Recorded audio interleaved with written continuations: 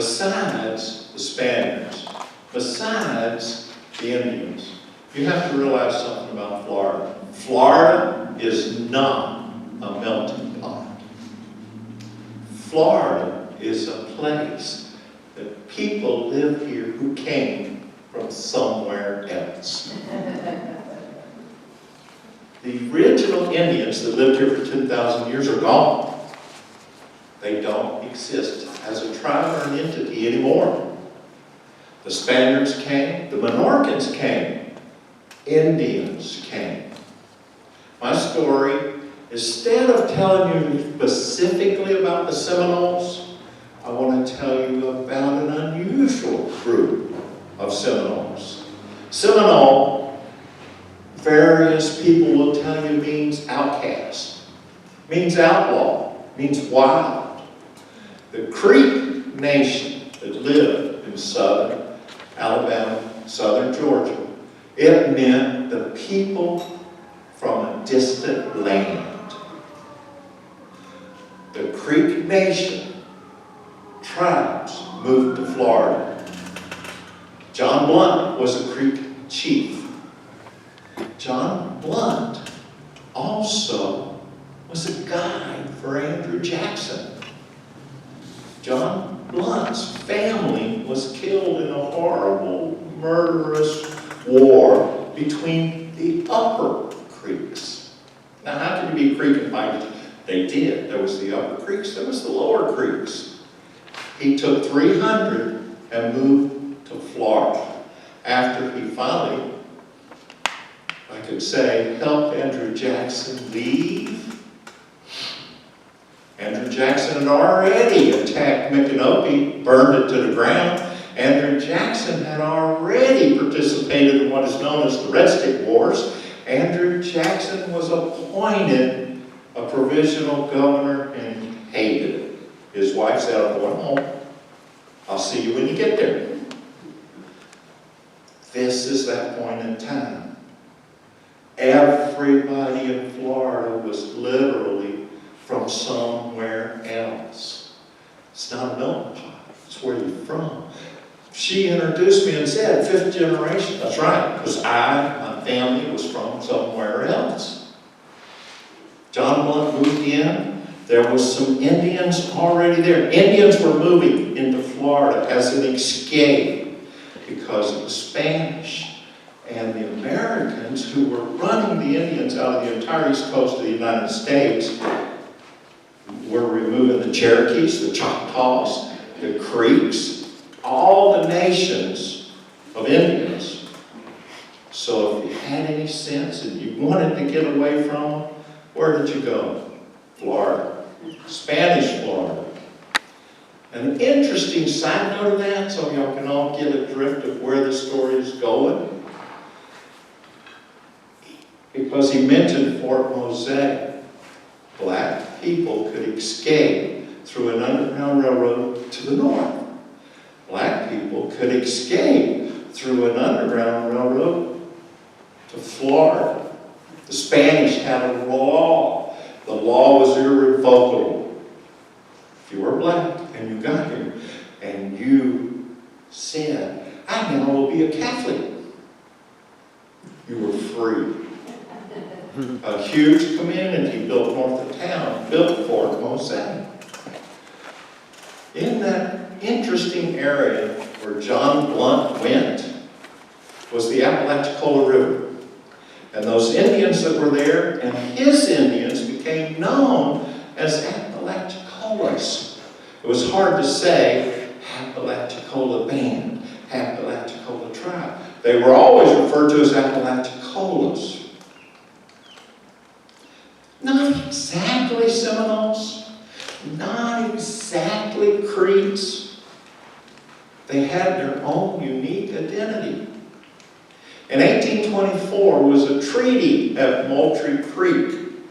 And if any of you have driven down US 1, you drove over Moultrie Creek. Natalie lives on Moultrie Creek. At that time, 5 major Indian chiefs signed an agreement. 30 others also signed with their eggs. John Blount was one. In exchange for agreeing to a certain number of reservation rules, he got to keep the land he was living on in Apalachicola, along the river. John Blount was stuck true to his word. He was actually Colonel John Blount. He was actually a son, at that time, of a U.S. Senator. But his mother was a Apalachicola Indian. In the Indian tribes, you keep track of your lineage maternal, matriarchal. Say that word. Matriarchal. See, all of y'all can do it. So you followed your lineage through your mom. His mom was Indian. That's why he had the right to be a chief. At one point in time, there was another chief called John Hicks. Osceola was one of the rare ones that refused to use his English name. His father was Scottish, his mother was an Indian. Most Indians chose to use the Indian names. John Blount never changed his name. He tried his best to get along with the white people. He tried his best to get along with the people that were coming from somewhere else. Not a melting pot. They were coming from new land. They were coming to move into a place that was still a vast wilderness. All around every Seminole village and his. The black people who had managed to get to Florida were building their own unique communities. Even if they were considered slaves, they never had to work for any man. They were never given directions. They were given weapons. They lived as part of the community. John Blount, with his over 300 Indians, had 150 blacks as part of his group. Andrew Jackson's president. Andrew Jackson wanted all the Indians west of the Mississippi River, and that's all it was to him. All of you have heard stories called the Trail of Tears, and mostly that involved the Cherokees. But the Seminoles in Florida were not immune to his vast push. They coerced John Blount. You must move west. You must move west. John Blount's uncle, matriarchally speaking, his wife's uncle, had already moved to Texas and petitioned Andrew Jackson to not go to Arkansas and the Oklahoma territories. He wanted to go to Texas and was given permission. Eventually, he refused to go. Andrew Jackson had another little thing. He messed with the Indians. He would take the children and send them to school far from home. 8 of the members of John Blount's tribe were in Kentucky going to academy. He said, I refuse to leave until I get my children back. Think earlier. His son, part of that group of 8, had died of cholera before he could get home. No matter what, John Blount stuck true to his word. John Blount was able to build canoes and get down to Apalachicola to St. Mark's, and then a boat to New Orleans.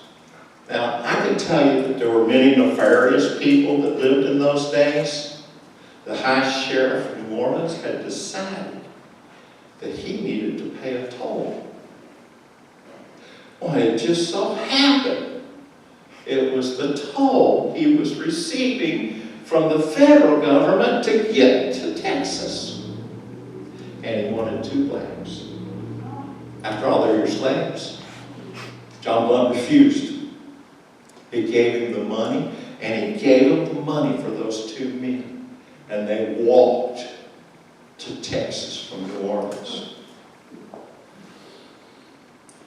tell you this story because the county seat of Calhoun County is Blountstown.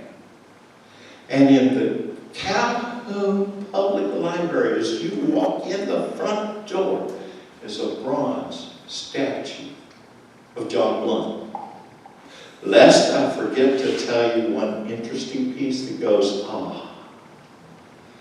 during the Apache Wars, grandchildren of those people that went west, the Black Seminoles, not part of Buffalo Soldiers, but part of an army unit in West Texas and Mexico, fought in those Apache Wars, 4 of whom received the Congressional Medal of Honor.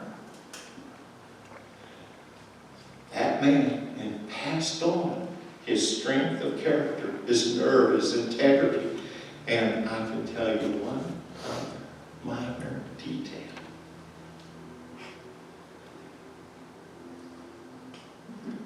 He was one of those Seminoles who managed to get away before the Second Seminole War.